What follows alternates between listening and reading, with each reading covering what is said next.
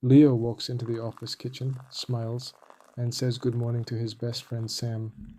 Sam grabs his coffee and walks right past him. No smile, no hey, nothing. And in that half second of silence, Leo's brain solves the case instantly. He's angry at me. I did something. He probably hates me now. Leo just read Sam's mind. There's only one problem. He read it completely wrong. Welcome back to Your Brain is Lying to You. Lie number 2, mind reading. By lunchtime, Leo's brain has written a full detective novel. It must be about Saturday. I joked about his presentation. He must have taken it personally. He's probably told the others. That's why Maria looked at me weird this morning. Everyone knows. Everyone's talking about it. Notice what's happening. One missing good morning has become an office-wide conspiracy, and Leo has evidence for exactly none of it. And now comes the dangerous part. Because Leo believes the story, he starts acting on it. That afternoon, Sam sends him a message. Lunch tomorrow? Leo, still hurt by a crime that never happened, replies with one cold word. Busy. Now Sam is confused. Now Sam thinks Leo is mad at him, so Sam pulls back too. Do you see the trap? Leo's imaginary story about being rejected is now creating real rejection. Mind reading doesn't just misread reality, it manufactures it. 3 days of silence later, Leo runs into Sam at the elevator. Awkward, unavoidable. Sam looks up and says, Hey, sorry I've been off lately. My mom was in the hospital Monday morning. I didn't even see you in the kitchen. I was on the phone with the doctor. The frown wasn't about Leo. The silence wasn't about Leo. None of it was about Leo. This is lie number 2, mind reading. It's the cognitive distortion where you're absolutely certain you know what someone else is thinking without a single piece of actual evidence. And here's the pattern. We almost never mind read good news. Nobody sees a frown and thinks, he's probably planning my surprise party. No. Our brain fills every gap with our own private fears.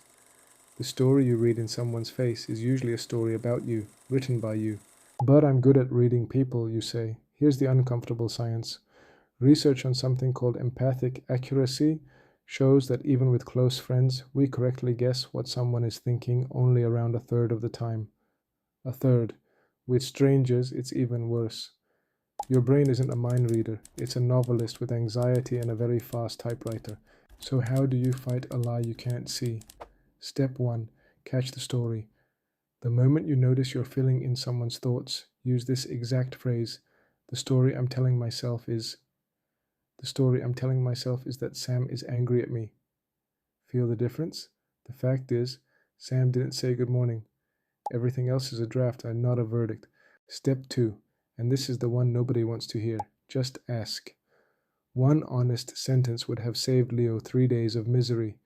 Hey, everything okay? You seemed off this morning. That's it. 10 seconds of mild awkwardness versus 3 days of a horror novel. We avoid asking because the question feels vulnerable. But here's the flip. Asking isn't weakness. Asking is the only actual mind-reading technology humans have ever invented. 2 weeks later, Leo texts Sam a long funny story and gets back one word, okay. The old Leo would have spiraled for days. The new Leo catches it. The story I'm telling myself is that he's annoyed. Then he runs the real test. He asks, all good? Sam replies, sorry, driving. That story was hilarious. Tell me the rest at lunch. Case closed. Total investigation time, 40 seconds. So here's this episode's takeaway. The next time you're certain about what someone is thinking, remember, you have a fact and you have a story. Separate them. Say, the story I'm telling myself is, and then, if it matters, ask. Because a frown is just a frown until you write the novel. That's 2 lies down. Next episode, we're exposing one of the sneakiest ones, all or nothing thinking, where one mistake means I'm a total failure. Subscribe so you don't miss it. And this week, try it once. Catch one story. Ask one question. Your friendships will thank you. See you in the next one.